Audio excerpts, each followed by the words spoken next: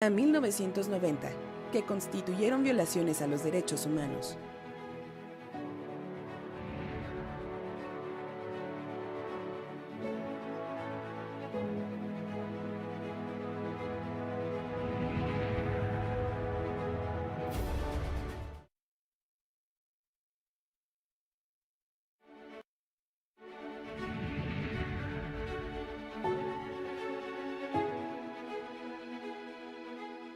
El Mecanismo para la Verdad y el Esclarecimiento Histórico está conformado por un grupo de personas independientes, expertas y con trayectorias relacionadas con el esclarecimiento de la verdad, la memoria, la justicia y la defensa de los derechos humanos en nuestro país. Investigamos los hechos ocurridos en el periodo de violencia política de 1965 a 1990, que constituyeron violaciones a los derechos humanos.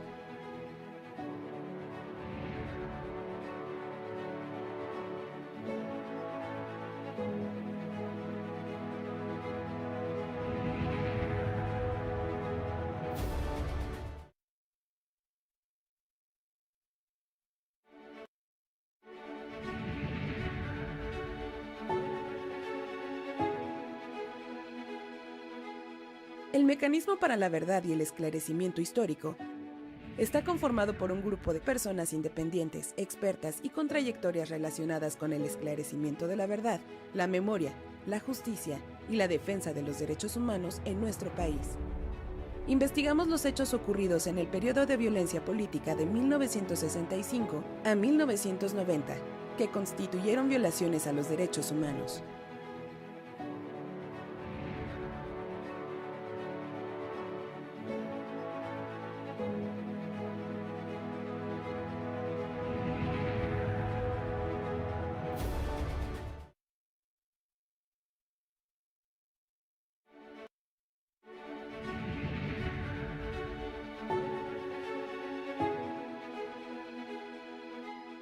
El Mecanismo para la Verdad y el Esclarecimiento Histórico está conformado por un grupo de personas independientes, expertas y con trayectorias relacionadas con el esclarecimiento de la verdad, la memoria, la justicia y la defensa de los derechos humanos en nuestro país.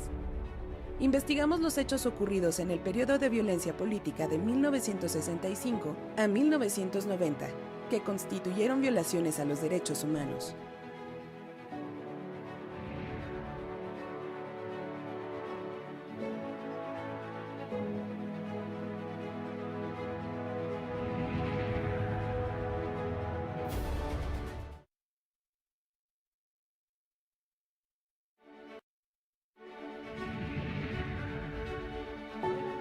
De compañeros que vienen de Morelia, Michoacán, Esperanza Rangel y Alejandro Valdés Corona, del colectivo Grupo Morelia.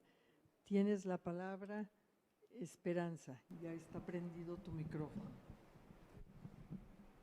Bueno, buenas tardes a todos. Un abrazo y un muy cariñoso saludo a los compañeros que vienen, que conocía y a los que no conocía también, y a los familiares de los compañeros, unos asesinados y otros desaparecidos. Un abrazo para todos. Y quiero agradecer también a todos los compañeros y compañeras que han hecho posible que estemos aquí para contribuir de alguna manera con nuestro granito de arena a la recuperación de la memoria histórica. Gracias. Bueno, voy a empezar por decir que es importante que les diga que estudié en la Universidad Michoacana de San Nicolás de Hidalgo. Esta universidad tiene una trayectoria histórica de lucha muy importante. En la Revolución de Independencia, en todos los movimientos sociales a favor del pueblo y por la solución de los problemas del pueblo, la universidad siempre ha participado, mucho, mucho.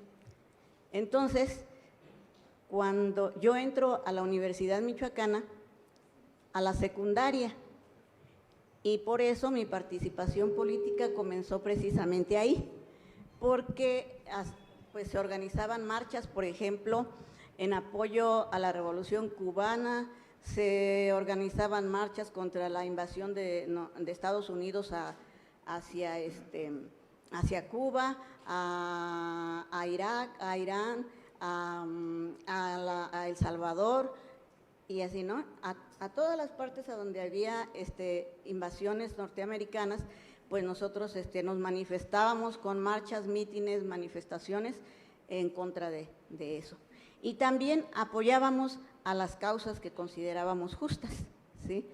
Y entonces decía, por eso mi participación empezó desde muy joven, porque entré yo a la secundaria y que pertenecía a la universidad. Mi participación política,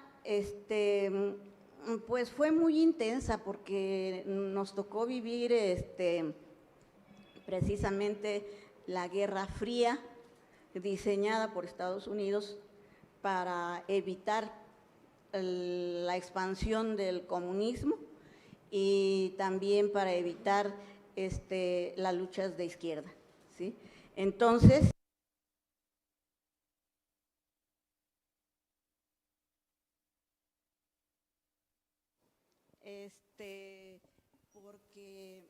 porque yo estoy de acuerdo con una autora, Adela, que dice que hubo una paranoia, ¿sí?, de todos los gobiernos de aquella época.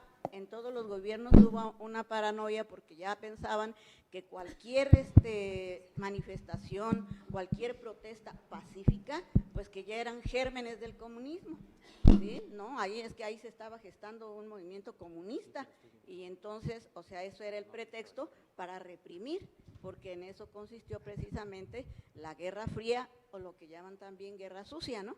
O sea, de querer exterminar completamente con la actividad de izquierda, y para evitar precisamente la expansión, supuestamente la expansión del comunismo. Entonces, pues a nosotros también nos tocó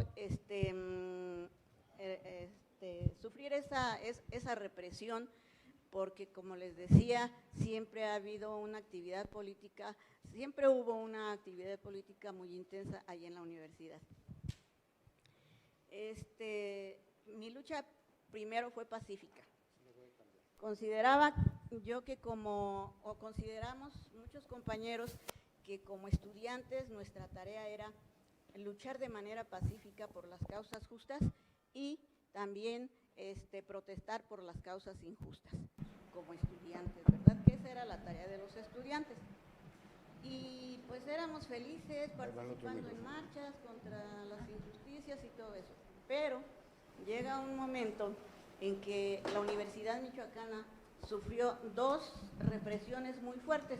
Una en 1963, porque ahí se estableció una ley orgánica que planteaba que la educación debería de ser científica, materialista, con una orientación filosófica marxista-leninista. Entonces, pues eso no gustaba a la derecha, eso no gustó, y bueno, ahí en la universidad pues ya había un grupo de gente de derecha y habíamos otro que según eso éramos de izquierda, y fuera también en la sociedad, pues también había esos dos polos. Y entonces ahí aprovecharon los de la derecha reaccionaria, andaban buscando el momento propicio para poder golpearnos a los que nos considerábamos de izquierda. Y entonces ahí había con la ley orgánica que establecía eso de la educación que les acabo de mencionar, para que cumpliera con eso, nombraron a un rector que se llama Elide Gortari. Lo nombraron y él era el encargado de implementar toda esa política que se había establecido en la ley orgánica. Pero pues entonces andaban buscando el motivo para ir contra nosotros y contra el rector, porque pues el rector era el que iba a implementar ya en la práctica aquello que señalaba la ley orgánica de la universidad. Entonces se gesta un movimiento en 1963, un movimiento en donde participamos, bueno, por un lado la derecha, que estaba constituida por gentes del PRI, por gentes del clero, o sea, el clero también se metió ahí, y por el otro lado, pues la izquierda. Entonces, se formaron dos bandos, y los que querían, porque lo que querían era la renuncia del rector, pedían la renuncia del rector, entonces ellos se pronunciaron por la huelga, y nosotros que queríamos mantener ahí al rector, entonces nos llamaron degortaristas, y ellos eran los antidegortaristas. Bueno, y se da una lucha así, llegamos hasta tener el apoyo masivo de la población, porque nosotros nos fuimos a informar ahí, porque siempre se ha considerado que la Universidad Michoacana es una universidad popular, o sea, decimos es del pueblo, ¿no? Entonces, fuimos a pedir el apoyo y teníamos un apoyo masivo y voluntario, no eran acarreados. Entonces, resulta que ese movimiento, bueno, entonces estaba de ahí como en Michoacán como gobernador Agustín Arriaga Rivera, y él decía que él era imparcial y que no sé qué tanto, pero bueno, no se vio su imparcialidad porque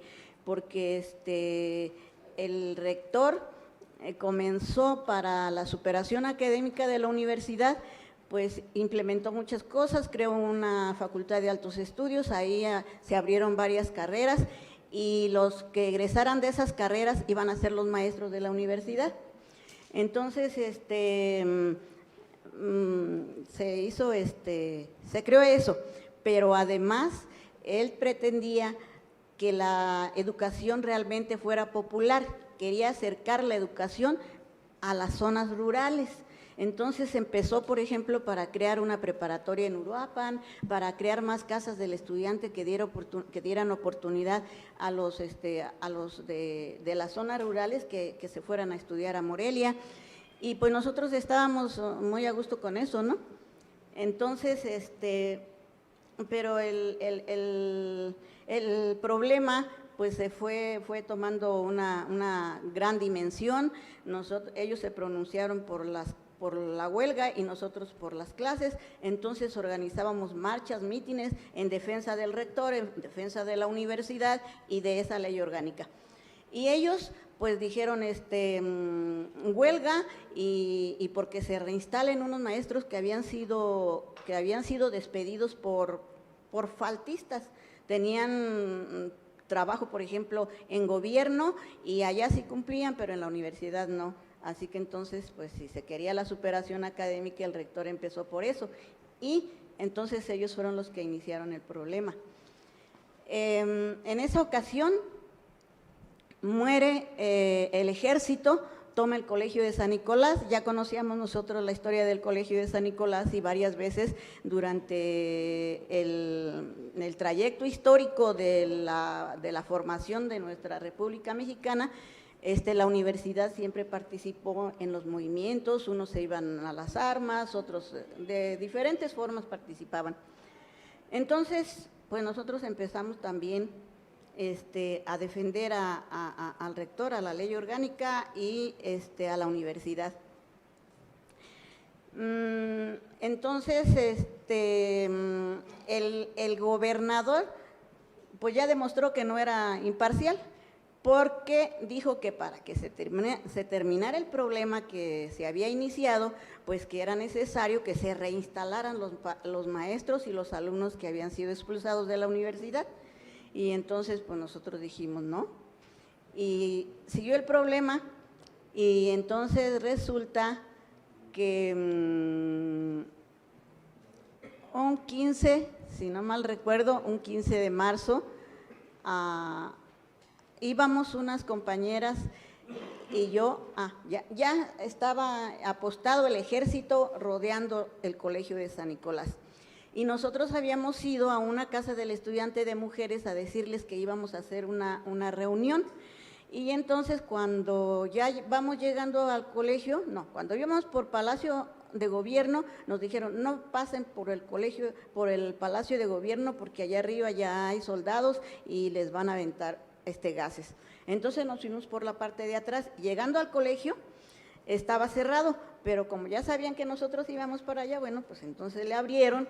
En ese momento nos avientan pues, gases lacrimógenos, ¿no? Todavía no salíamos del efecto de esos gases lacrimógenos cuando escuchamos balazos que llegaron ahí a la azotea.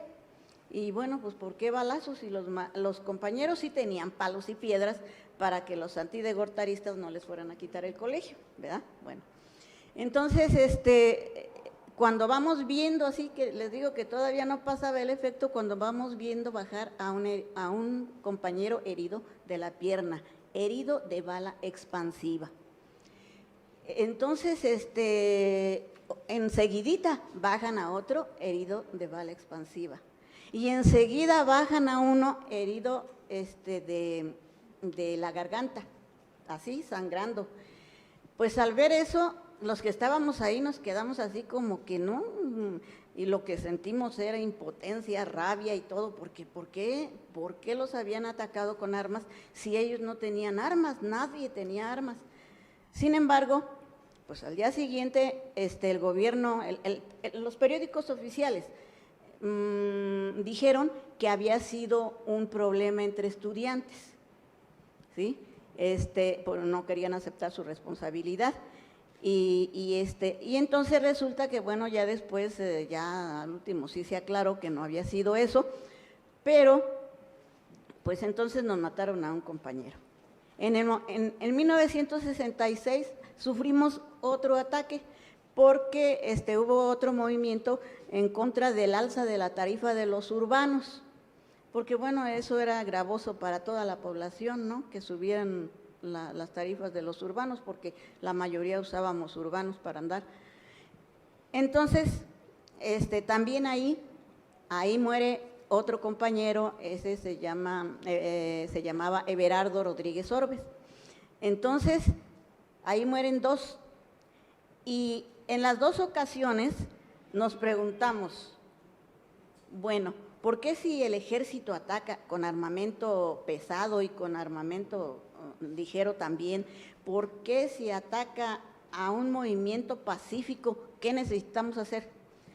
Y entonces llegamos a la conclusión, en un movimiento y en el otro, llegamos a la conclusión de que era necesario prepararnos para estar en igualdad de circunstancias con el ejército, porque si nosotros éramos civiles que no teníamos armas ni nada y de todas maneras ellos sí las usaban contra uno, entonces pues llegamos a esa conclusión. Y cuando se presenta la oportunidad de recibir entrenamiento, porque sí, anteriormente nos preguntábamos, sí, pero ¿quién nos va a entrenar? ¿En dónde? ¿Cuándo? Entonces se presenta la oportunidad porque unos compañeros que estaban en la Unión de Repúblicas Socialistas Soviéticas, en la Patricio Lumumba, formaron la organización que se llama Movimiento de Acción Revolucionaria. Y entonces ellos consiguieron que nos entrenaran en Corea del Norte. Y cuando a mí pues, me plantearon, ¿no?, que si me iba a Corea del Norte, yo decía, pues eso es lo que estoy esperando, entrenamiento. Y entonces ya muchos compañeros nos integramos, casi la mayoría de los que nos integramos éramos de la Juventud Comunista. Y entonces nos integramos, nos fuimos a preparar. Y luego regresamos y empezamos nuestra actividad, pero luego pues ya a Santa Marta, Catitla. Ahí duré 4 años, me sentenciaron por los delitos de, primero ya saben ustedes, las torturas para ver si uno dice y todo eso. Pero bueno, afortunadamente teníamos la convicción de que no teníamos que decir nada, ¿verdad? Y que teníamos que soportar, así lo hicimos, y las torturas, y así lo hicimos. Entonces, incluso pues la sentencia fue de 10 años por los delitos de conspiración y asociación delictuosa. Supuestamente por lo que por mis declaraciones y todo, el único delito que me debieron por el que me debieron de consignar era conspiración, pero dijeron no, porque con conspiración solamente sale. Así que entonces lo que necesitamos es que, la orden era que nos guardaran ahí, ¿sí? Que no saliéramos nadie. Entonces, pues ya por eso me pusieron 10 años. Y salí a los 4 años porque era lo mínimo que debería de cumplir para salir bajo fianza, ¿sí? Pues es todo. Muchas gracias.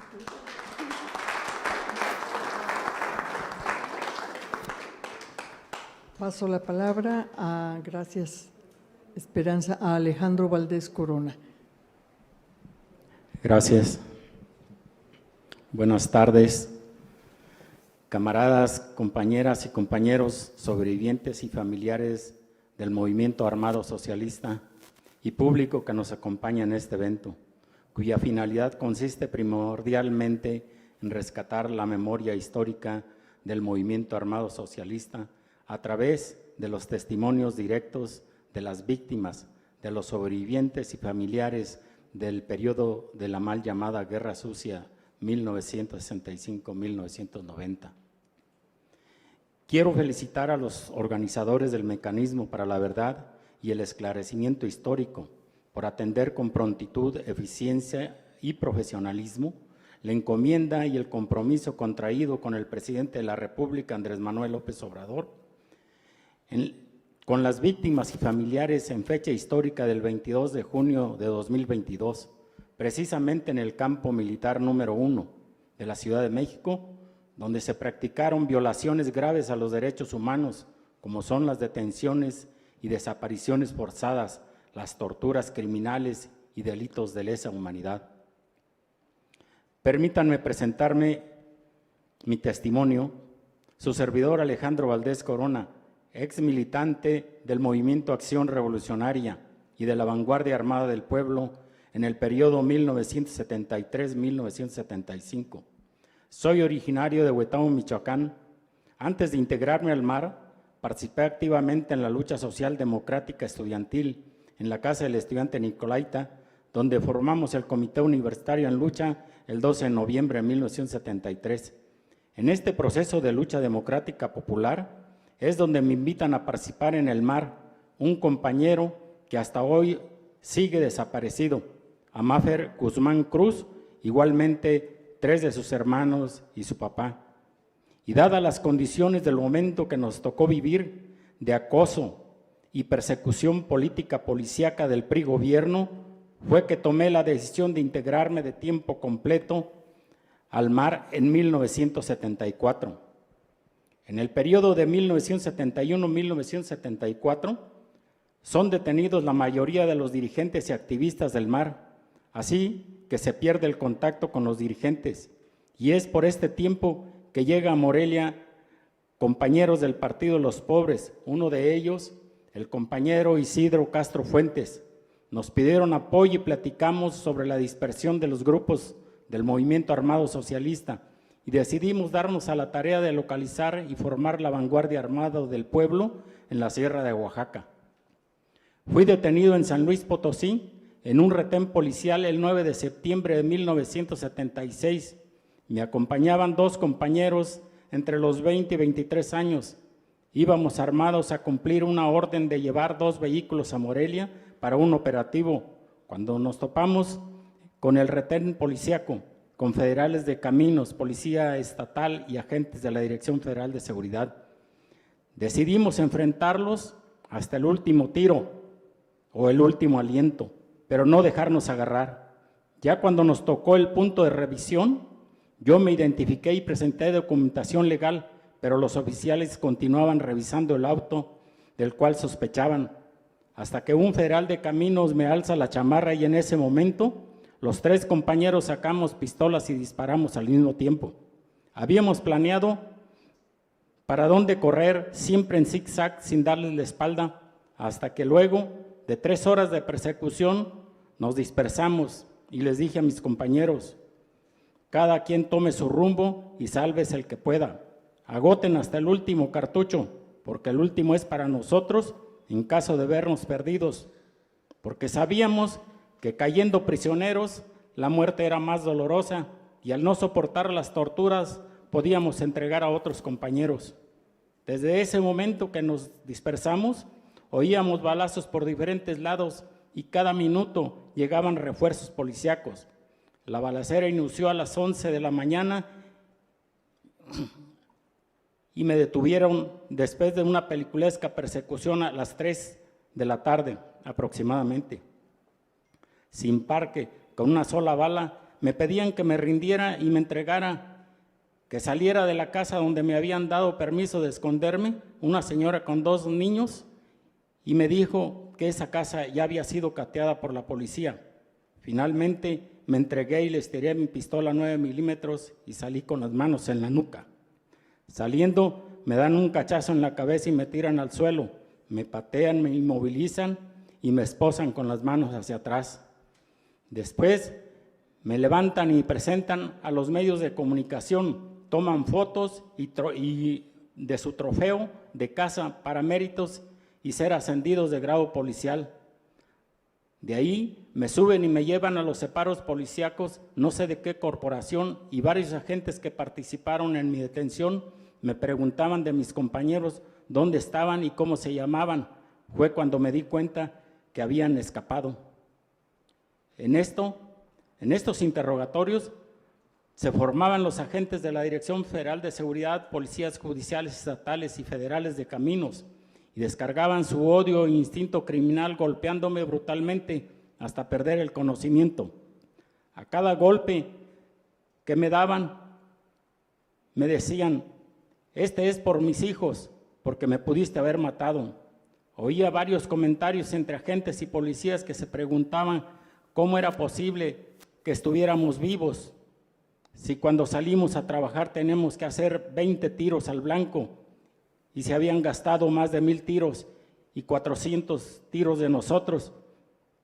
No hubo heridos ni muertos, solo daños materiales. De los separos policíacos de San Luis Potosí me trasladan vendado y esposado a la Ciudad de México esa misma noche. Claro que yo no sabía esto hasta que me liberaron. Cuando llego en la madrugada del 10 de septiembre de 1976 por la mañana, me bajan de la azotea vendado y me presentan con Miguel Nazararo. Después me di cuenta de que ese domicilio es Circular Morelia número 8.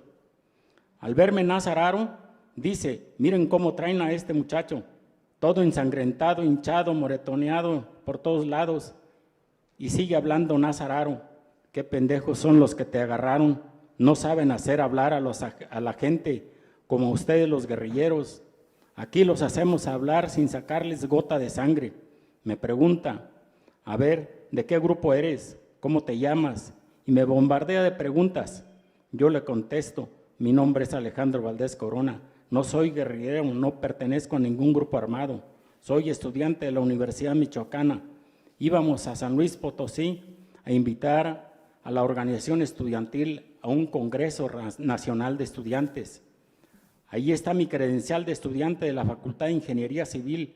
Entonces, ¿por qué andan armados y disparan contra agentes policíacos con armas de alto poder? Le contesto, solo yo disparé con arma 9 milímetros y disparé porque los agentes sacaron pistola primero y yo instintivamente disparé. Yo siempre cargo pistola y sé disparar. Mi padre me enseñó desde muy joven porque él tenía problemas de tierras y se las querían quitar matándolo. Allá en mi pueblo, Huetamo, casi todos andan armados. Me preguntan.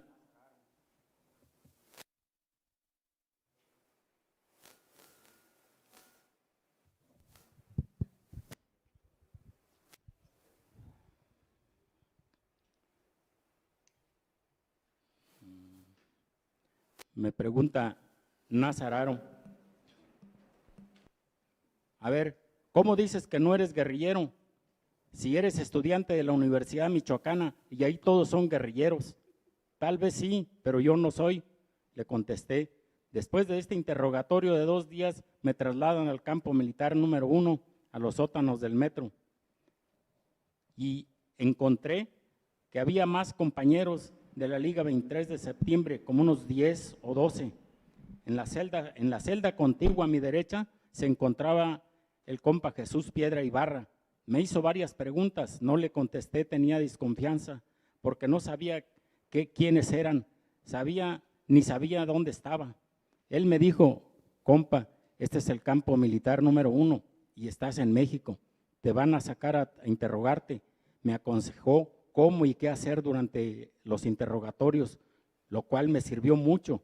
Me dijo, compa, aguanta, lo más que puedas, finge que te estás muriendo. Me dijo, yo llegué aquí hace 1 o 2 años, tenía tu color de piel, pero por falta de sol estoy más claro. Me aconsejó que con el migajón del bolillo y agua hiciera una tortillita y escribiera mi nombre y persona a quien se le informara que estás vivo en el campo militar número 1. Las sesiones de tortura eran de horror.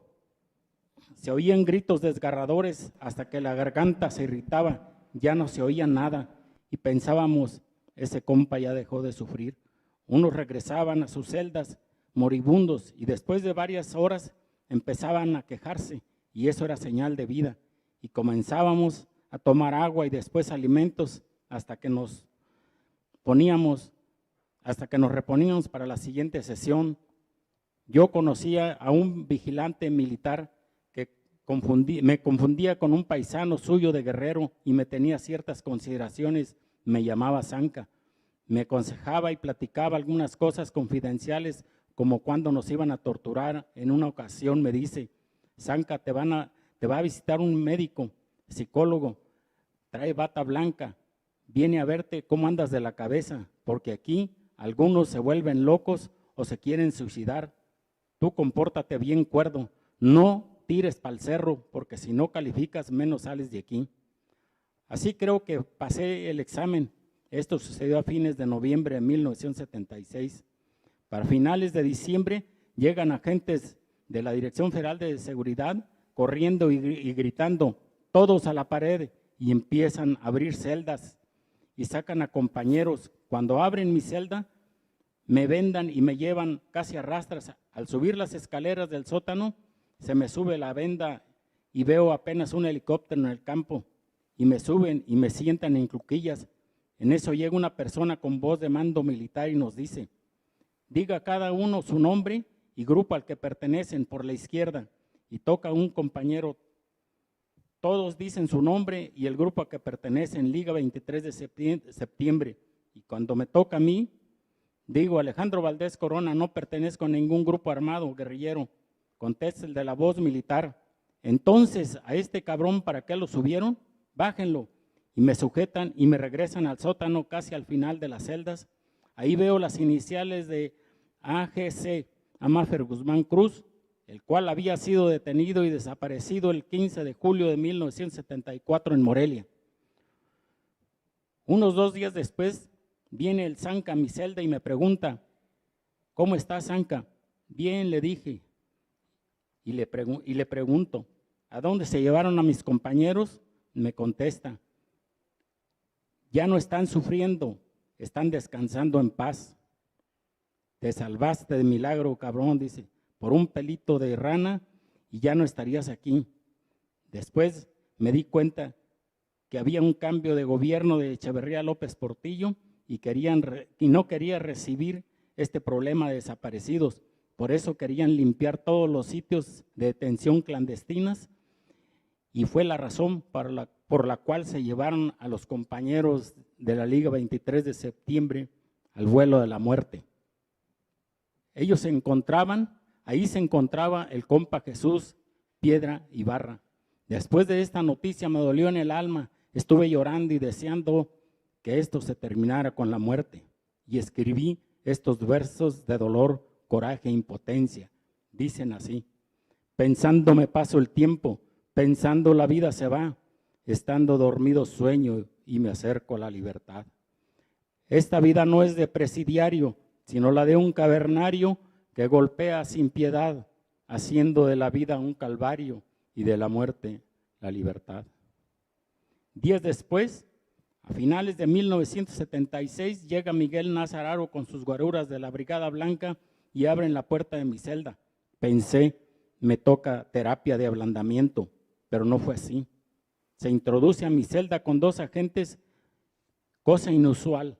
Me dice, a ver, cabroncito, ahorita me vas a decir todo por escrito en un papel. ¿Dónde vas a vivir? ¿Con quién vas a estar? Si vas a seguir estudiando y en dónde, porque hoy vas a salir y te advierto que si te volvemos a ver con esos cabrones guerrilleros o en mítines de revoltosos, ya no te vamos a detener, ahí te vamos a matar y a tu familia también, estarás bien vigilado. Yo no creí lo que me estaba diciendo Nazararo y horas después viene el Sanca a mi celda y me preguntó, ¿qué te dijo el jefe Sanca? Me dijo que hoy iba a salir. No lo creo, pero estoy decidido a morir. No, Sanca, si el jefe te dijo eso, es que vas a salir. Pasaron horas y horas, de pronto llegaron agentes de la brigada en la madrugada y abren mi celda y le ordenan al vigilante que traiga ropa porque se va este cabrón. La ropa que me trajeron estaba muy grande porque el difunto era más grueso. Tuve que enrollarme pantalón y camisa. Tenía una barba de 25 centímetros más o menos y más bien parecía una piltrafa humana.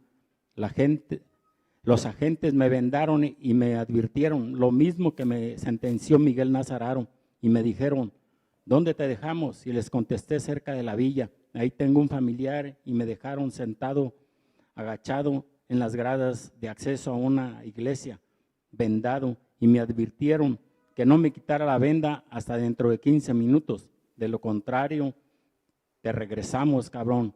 Eran las 6 de la mañana. Así fue mi calvario, de donde me salvé de la muerte. Y hoy vivo para contarlo y seguir por la 4ª transformación luchando. Es cuanto, camaradas. Gracias.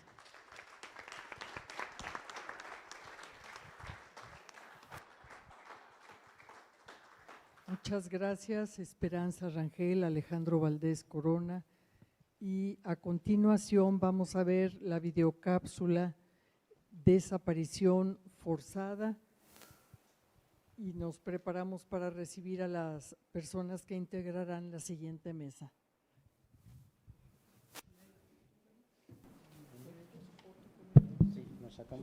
Nos vamos a tomar una foto. Después de cada mesa viene una breve pausa para fotografías.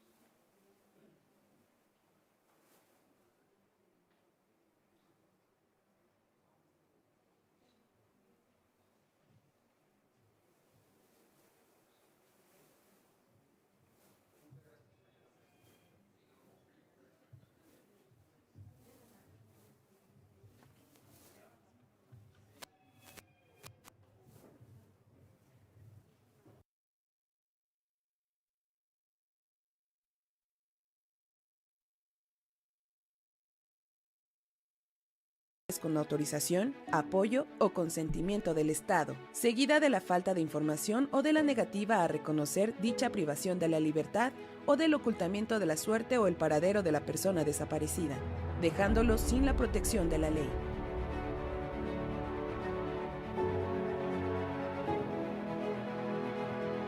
Y a Abdalán Guzmán Cruz, ya estás acá, bienvenido. Máximo, primero viene la videocápsula Desaparición Forzada, ¿verdad? Esperamos que la conecten.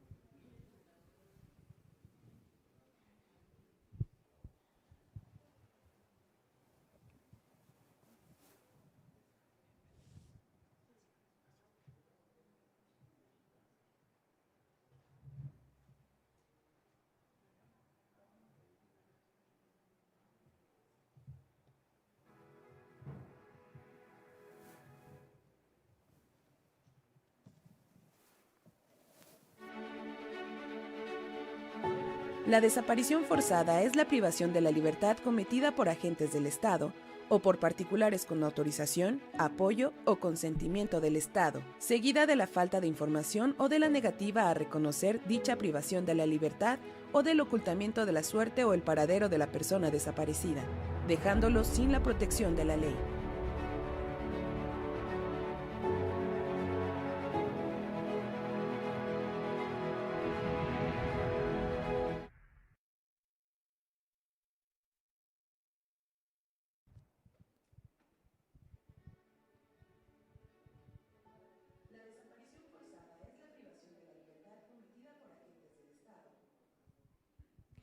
Bueno, presento a Máximo Chávez Rosas, purépecha de Calzoncin, Michoacán, hermano de Rafael Chávez Rosas, desaparecido político.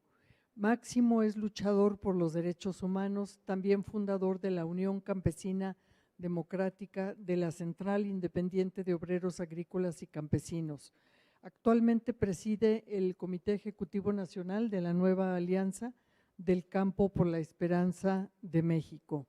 Y Abdalán Guzmán Cruz forma parte de la familia Guzmán Cruz. En 1974, la Dirección Federal de Seguridad y el Ejército Mexicano desaparecieron de manera forzada a Amafer Guzmán Cruz, Armando Guzmán Cruz, Solona de Nauer, de 17 años, José de Jesús Guzmán Jiménez, padre de Armando y Amafer, a José Luis Cruz Flores y José Luis Cruz Espinosa. Tiene la palabra Máximo Chávez Rosas. Muchas gracias. Secretaría de Gobernación del Gobierno Federal, Comisión para el Acceso a la Verdad y el Esclarecimiento Histórico, creada por decreto presidencial, Mecanismo para la Verdad y el Esclarecimiento Histórico, Foro Diálogo por la Verdad y el Impulso a la Justicia de las violaciones graves a los derechos humanos cometidos en los años 1965-1990. Yo soy el profesor Máximo Chávez Rosas, profesor de primaria indígena retirado, y soy hermano de Rafael Chávez Rosas, desaparecido en julio de 1974 por las fuerzas de la Dirección Federal de Seguridad del Estado mexicano. Calzoncin, bueno, vengo en representación de la familia Chávez Rosas y en nombre de la comunidad indígena de Calzoncin del municipio de Uruapan, Michoacán. Calzoncin es una comunidad de indígenas de la etnia purépecha, con usos y costumbres de origen ancestral y sobreviviente del volcán Paricutin, que hizo erupción el 20 de febrero de 1943. El antiguo asentamiento de nuestro pueblo y lugar donde sucedió este fenómeno geológico se ubica en las faldas del Pico de Tancítaro, la montaña más alta de Michoacán, con una altura sobre el nivel del mar de 3.800 metros. La erupción del volcán obligó a nuestra comunidad, que en ese tiempo se llamaba Paricutin, nombre que adoptó el volcán, a emigrar a otros territorios en busca de nuevas tierras y oportunidades para sobrevivir. El éxodo culmina el 10 de junio del mismo año, 1943, en un punto conocido como Calzoncin, en las cercanías de la ciudad de Uruapan, razón por la que la nueva comunidad adopta el nombre de Calzoncin. Y es en esta nueva comunidad donde nacieron 3 jóvenes que participaron en los años 70 y desde antes en el movimiento de acción revolucionaria. Uno de ellos, de nombre Leonardo Isidro Rangel, estudiante de medicina en la Universidad Michoacana de San Nicolás de Hidalgo, que fue detenido por la Dirección Federal de Seguridad en las montañas de la Sierra Purépecha y encarcelado en Lecumberri, posteriormente exiliado en Cuba, liberado por la amnistía y reintegrado a la comunidad de Calzoncin en los años 80. Finalmente fallece en la comunidad por las secuelas de las torturas de que fue víctima. Y la joven Esperanza Rangel, que ustedes acaban de escuchar en su participación en este foro. Tiempo después, otro joven de la misma comunidad inicia actividades subversivas también con el Movimiento de Acción Revolucionaria. Él es Rafael Chávez Rosas, nuestro hermano mayor, en ese tiempo de 20 años de edad y también estudiante de la Universidad Michoacana de San Nicolás de Hidalgo en la carrera de Ingeniería en Tecnología de la Madera. Le apodaban la ciencia y era morador de la Casa del Estudiante Nicolaita en Morelia, Michoacán.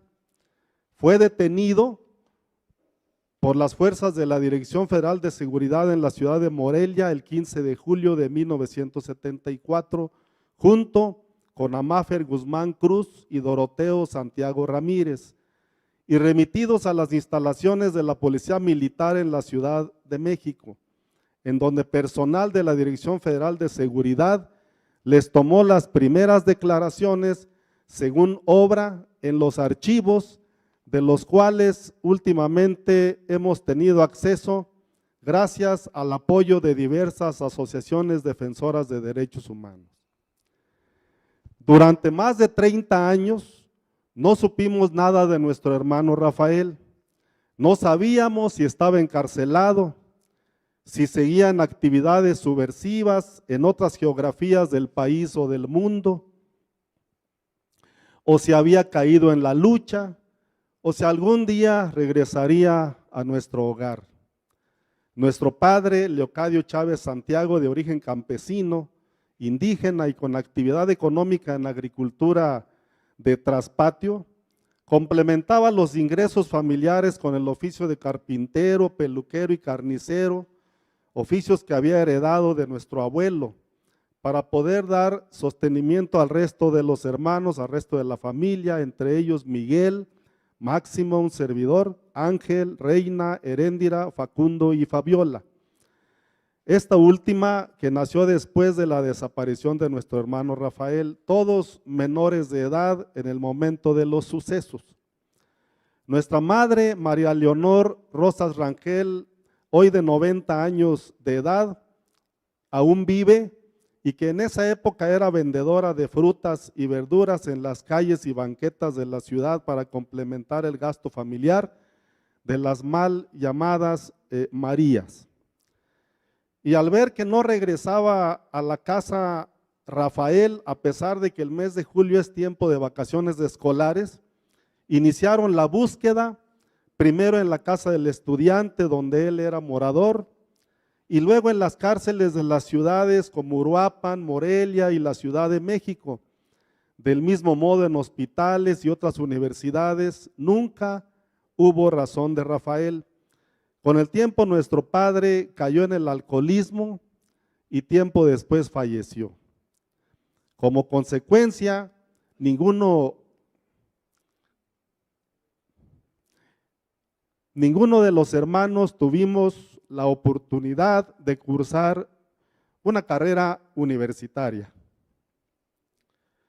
Sin embargo, nuestra madre, que repito aún vive, nunca ha perdido la fe y la esperanza de que Rafael algún día regrese.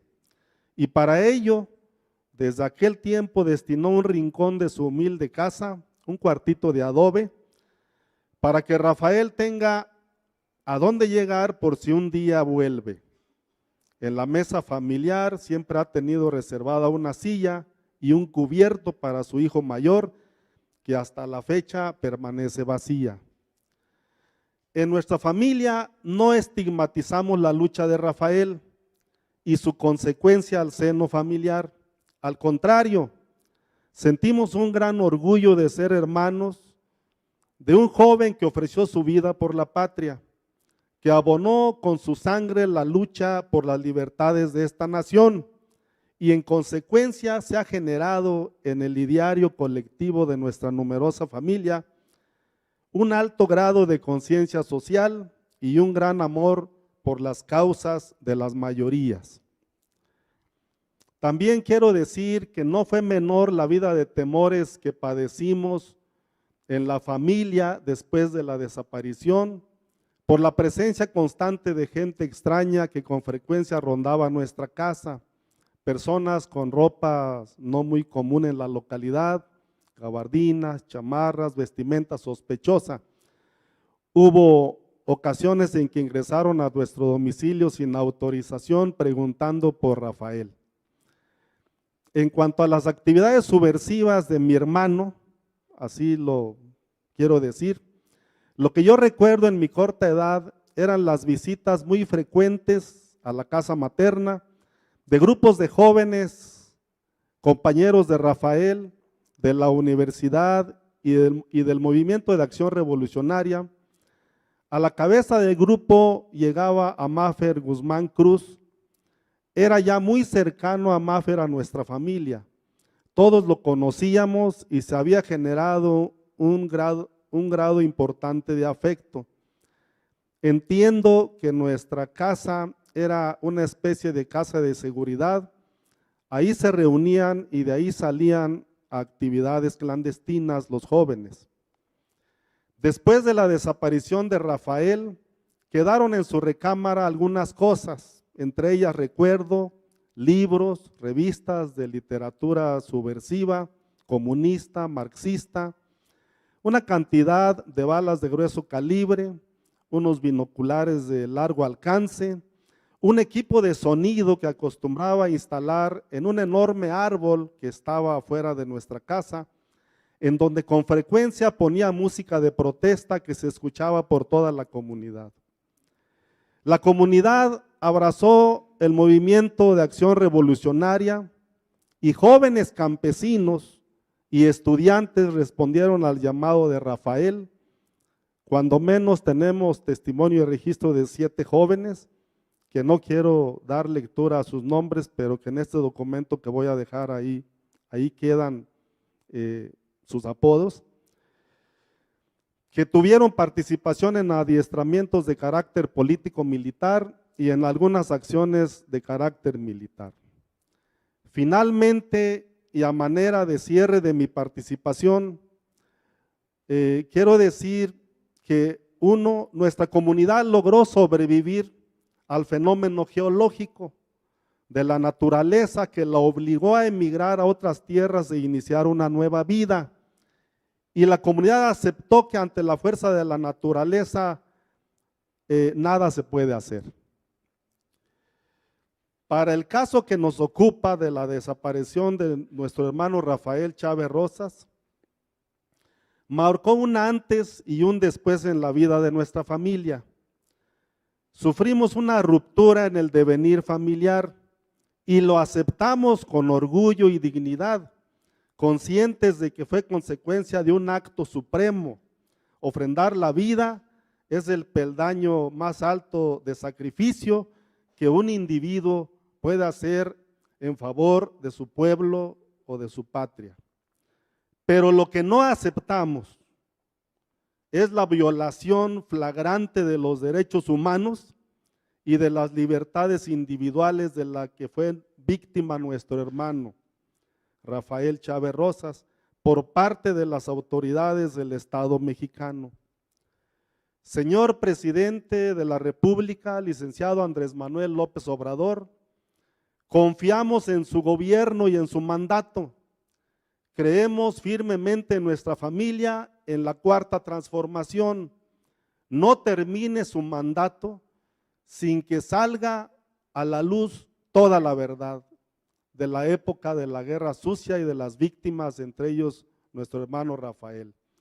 Es el momento de la justicia para los que sufrimos el peso del poder. Aún tenemos esperanzas. Y firman este documento María Leonor Rosa Rangel, mamá de Rafael, de 90 años, un servidor, Heréndira Chávez Rosas, hermana, Facundo Chávez Rosas, hermano, Reina Chávez Rosas, hermana, Araceli Rita, cuñada, Leonor Rosas Rangel, madre. Es cuanto yo puedo decir, solo como familiar de uno de los desaparecidos de la Guerra Sucia. Muchas gracias.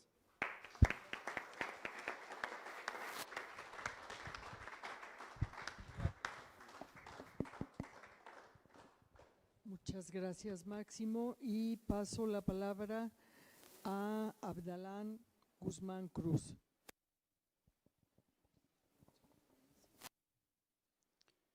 Buenas tardes, amigos, amigas, camaradas, todos. Corría 1974, julio 19, convoy del Ejército Mexicano, carros de la Dirección Federal de Seguridad, camionetas de la Policía Judicial del Estado y camionetas de la Policía Municipal arribaron de manera violenta a la comunidad indígena de Tarejero, municipio de Zacapu, Michoacán, buscando a Máfer Guzmán Cruz y a su servidor Abdalán Guzmán Cruz. Cabe decir que Máfer ya estaba detenido, nosotros no sabíamos. El movimiento clandestino no nos permite conocer las actividades minuciosamente de cada uno de los militantes, por eso no sabíamos.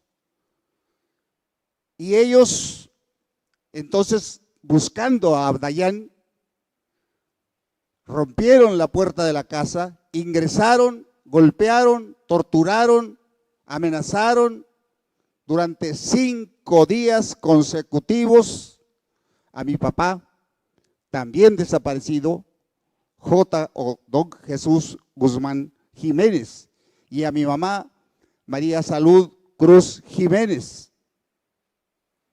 Estaba también un hermano que hoy está en desequilibrio psicosomático, su quehacer psíquico no le funciona de manera ordenada y también fue golpeado por segunda vez por la fuerza pública y de manera precisa por el Ejército y la Dirección Federal de Seguridad. Eso aconteció, eso pasó, eso sucedió. La Comisión Nacional de Derechos Humanos, en la década de los 90 del siglo pasado, hizo un rastreo, una búsqueda, encontró que efectivamente la familia Guzmán Cruz había sido detenida por el Estado mexicano y estaba en calidad de desaparecida. No nos informaron, supimos después. Por eso hoy me atrevo a decir que no hay voluntad política del gobierno federal para arreglar las cosas.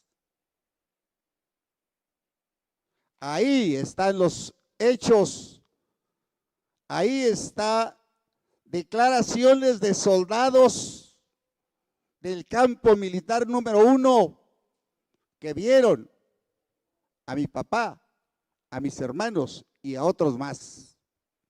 Ahí están declaraciones de la orden del director federal de seguridad mandando a un policía de la Dirección Federal de Seguridad a llevar a la familia Guzmán Cruz detenida, hoy desaparecida, de la Dirección Federal de Seguridad a interrogatorio al campo militar número 1. Ahí están los nombres del general que estaba de guardia cuando llegó la familia. Y ahí está todavía, meses después, un documento de que se vio con vida a don Jesús Guzmán Jiménez. ¿Por qué nos traen dando vueltas? Que tu testimonio otra vez,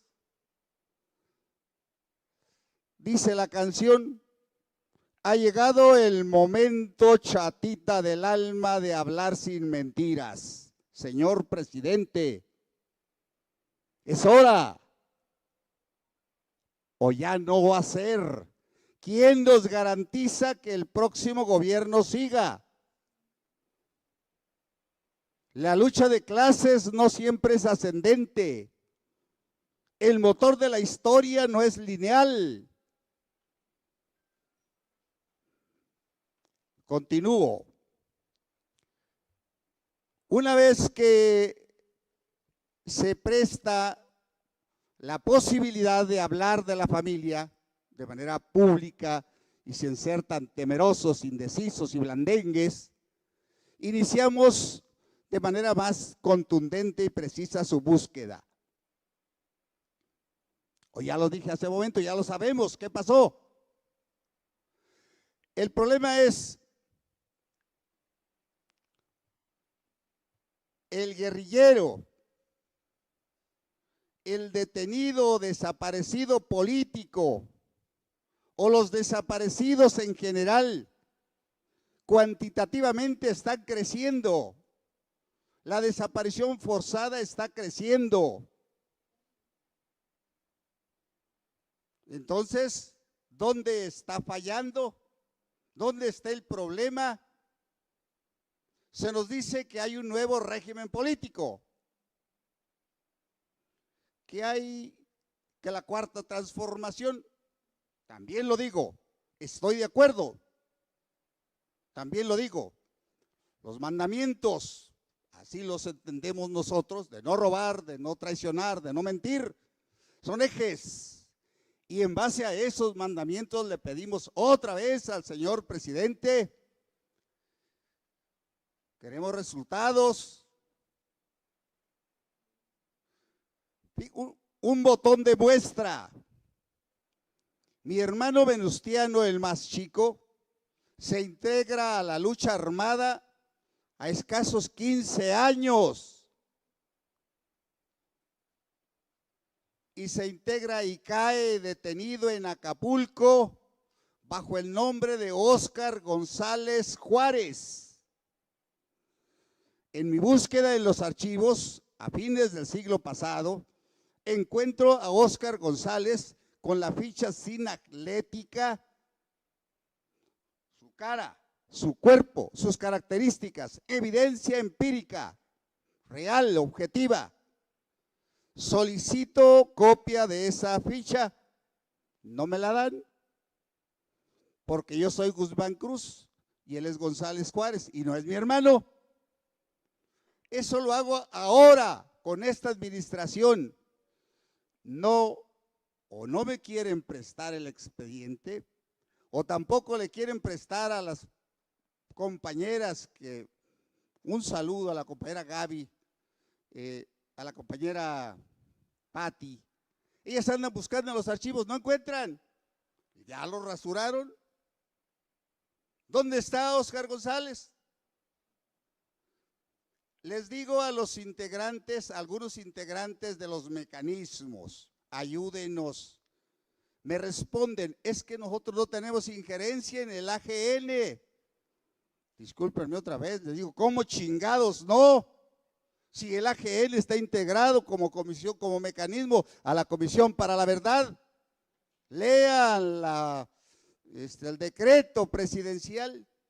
Entonces, ¿por qué no pueden ellos sacar la ficha sinatlética? Por eso, señor presidente, otra vez, no es capricho, ya estamos viejos. Bueno, Dayan ya está viejo, 70 años se dicen fácil. Mi hermana, la mayor, ya es todavía más grande.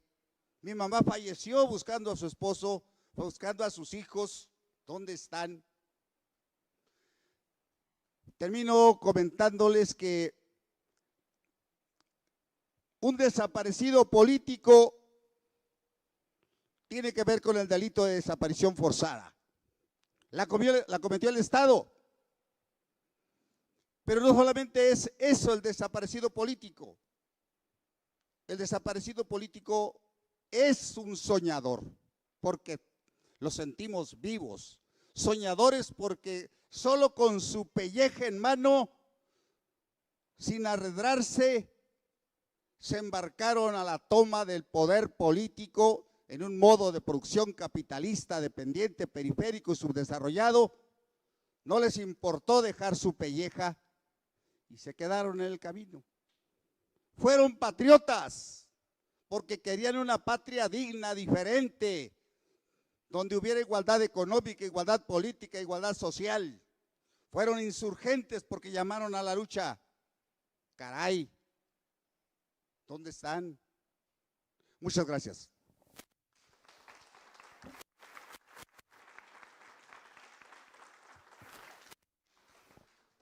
Muchas gracias, Máximo Chávez Rosas y Abdayán Guzmán Cruz, por sus testimonios.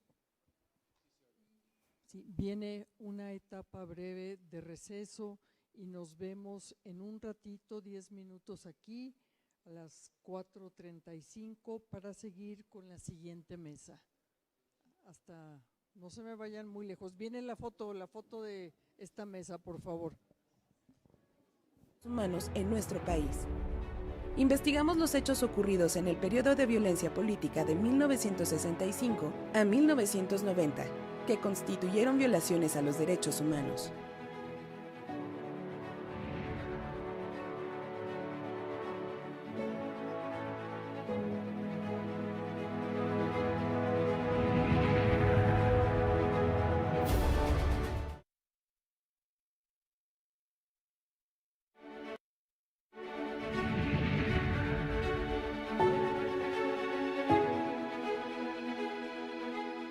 El Mecanismo para la Verdad y el Esclarecimiento Histórico está conformado por un grupo de personas